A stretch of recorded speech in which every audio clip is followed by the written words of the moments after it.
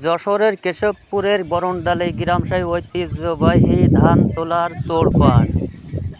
দেখেন বন্ধুরা, অনেক খুব দ্রুত বেগে এসব ভাইয়েরা ধান বয়ে নিয়ে আসতেছে।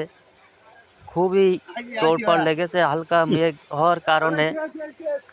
তো ভিডিওটা যদি ভালো লাগে তাহলে সাবস্ক্রাইব করে দিবেন। আপনাদের সবসময় ভালোবাসা পাওয়ার জন্য ভিডিও তৈরি করতে একটু সহযোগিতা করবেন। এবছরে কৃষক ভাইদের অনেক লস, কারণ একটা মেশিনের দাম 1200-1600 টাকা করে।